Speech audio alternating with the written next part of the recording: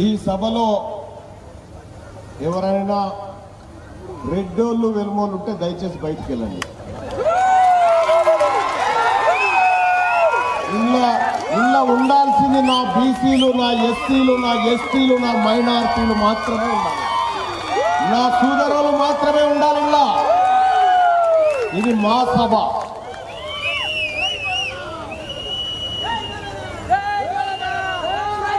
ఎవరు లేరుగా?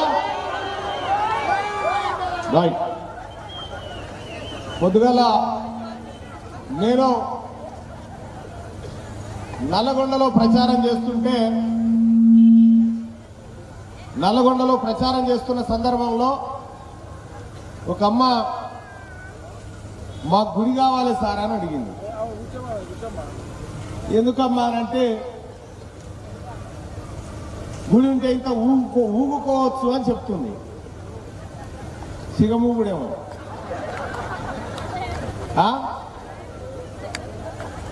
సిగం ఊగుతారుగా, మీకు తెలుసు కదా. ఊగుతారా లేదా? మీరు చాలా మంది సిగం ఊగేటోళ్ళని చూసిరు కదా. ఈ సిగం ఊగేటోళ్ళ దాంట్లో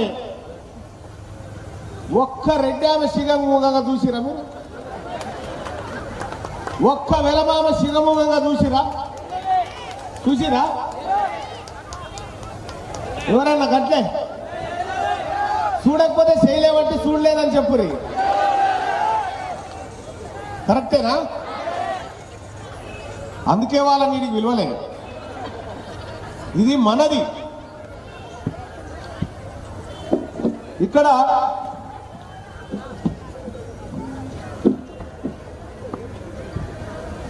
మీ అందరికీ చాలా కీలకమైన విషయాలు చెప్తా. మీరు రాత్రి నిద్ర కూడా ఓరు, మరి ఆ పరిస్థితి ఉంటుంది.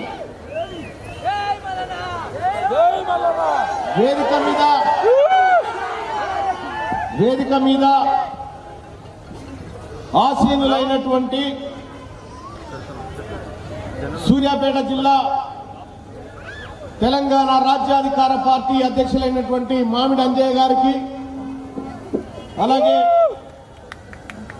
ఈ కార్యక్రమానికి నాతో పాటు విచ్చేసినటువంటి గౌరవనీయులు తెలంగాణ రాజ్యాధికార పార్టీ వర్కింగ్ ప్రెసిడెంట్స్ అయినటువంటి మాధవ్ రజనీ కుమార్ గారికి, అలాగే హరిశంకర్ గౌడ్ గారికి, అలాగే వైస్ ప్రెసిడెంట్ అయినటువంటి ఓదేల్ గారికి, రాష్ట్ర మహిళా వర్కింగ్ ప్రెసిడెంట్ అయినటువంటి నీరజ గారికి, కార్యదర్శి అయినటువంటి ప్రవీణ్ గారికి, జిల్లా మైనార్టీ సెల్ అధ్యక్షుడు చాంద్ పాషా గారికి, అలాగే జిల్లా ప్రధాన కార్యదర్శి మీర్ అక్బర్ గారికి, సూర్యాపేట పట్టణ అధ్యక్షులు కుంభం నాగరాజు గారికి, సూర్యాపేట పట్టణ ప్రధాన కార్యదర్శి దేశమైన మల్లేష్ గారికి, అలాగే నాకు ఈ లిస్ట్ ఇచ్చిన మా వాళ్ళు ఏమని లిస్ట్ ఇచ్చిన మా జానన్ అంటే మీద కాయన పట్టుకోండి.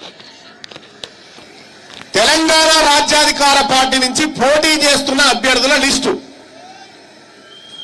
1వ వార్డు బానోతు చాంప్లా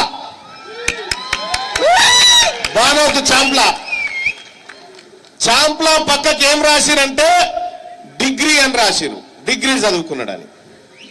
అలాగే 4వ వార్డు మొండి గోపి ఈశ్వరమ్మ,